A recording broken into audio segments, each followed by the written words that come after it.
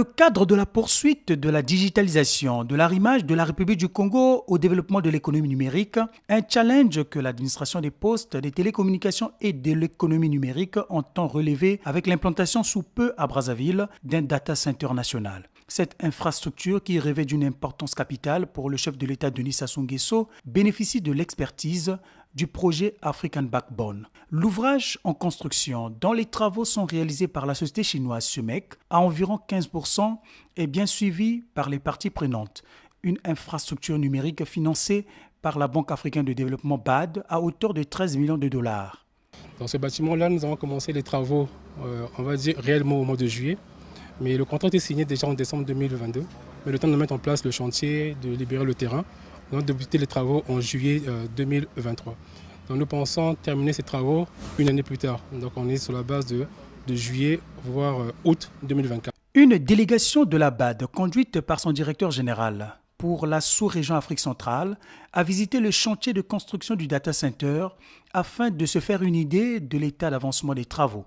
Serge Marie Nguessan a salué le gouvernement congolais pour la construction de cette infrastructure capitale pour l'arrimage du pays aux technologies de l'information et de la communication. Et le Congo a été parmi les pays de la zone CEMAC qui bénéficient de ce projet, le pays qui a accéléré la mise en œuvre de ce projet en réalisant déjà la composante entièrement de la pose de la fibre optique. C'est une visite de travail. Mais nous sommes satisfaits et nous partons avec espoir qu'on aura une infrastructure de qualité et qui va servir à l'économie congolaise.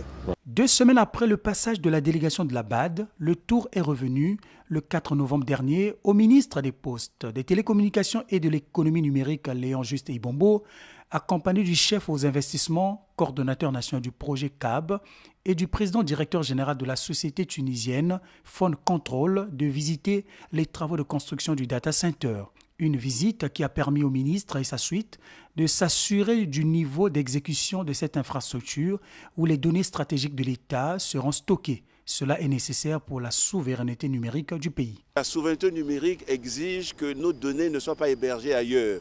On a la nécessité, lorsqu'on a construit des infrastructures, que ces infrastructures, toutes les données véhiculées sur ces infrastructures soient hébergées dans notre pays.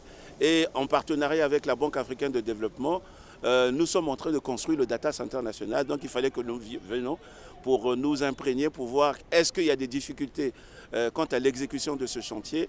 Fort heureusement, on nous fait savoir qu'il n'y a pas de difficultés majeures et que le chantier est à environ 15% de taux d'exécution.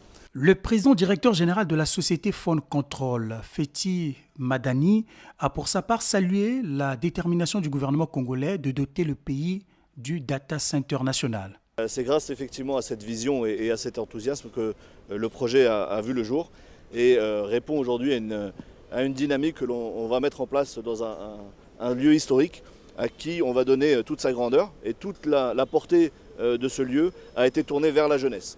Contrairement aux infrastructures techniques qui ont été déployées, ce lieu a vocation à être ouvert vers la population, ouvert vers les jeunes et devenir un lieu de vie au quotidien. Dans cette perspective, on a donc favoriser l'élément essentiel de ce projet, c'est un lieu destiné aux startups et aux entrepreneurs. Le ministre Léon Juste Ibombo et sa suite ont également visité l'ancien site de l'Union africaine des postes et télécommunications UAPT, où sera érigé le Centre africain de recherche en intelligence artificielle CARIA. Ici, on va mettre en place tout un écosystème pour favoriser l'éclosion des startups dans notre pays.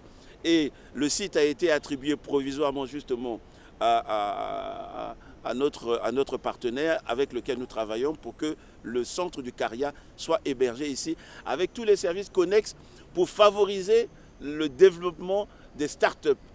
Aujourd'hui, le président a déjà promulgué une loi sur les startups afin de pousser les jeunes à entreprendre dans le secteur de l'innovation, dans le secteur de l'économie numérique. C'est un élément essentiel. Sans infrastructure de support, on ne peut pas construire la digitalisation du pays.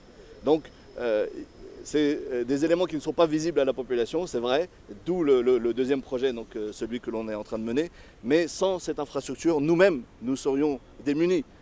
Donc, la base de l'ensemble de la digitalisation du pays, c'est la fibre optique, c'est la couverture réseau, c'est l'infrastructure des data centers. Et ensuite, on vient pouvoir poser les couches de service que nous allons, j'espère, collaborer à cette mise en service. Et donc le site du Caria, lui, va être ouvert en termes de services à offrir à la population. Le data center est un projet d'infrastructure stratégique et sans quoi le reste ne peut pas voir le jour. Le projet Central African Backbone CAB est né de la volonté des chefs d'État et de gouvernement de la Communauté économique et monétaire d'Afrique centrale CEMAC lors d'un sommet tenu en 2007 à Djamena, au Tchad.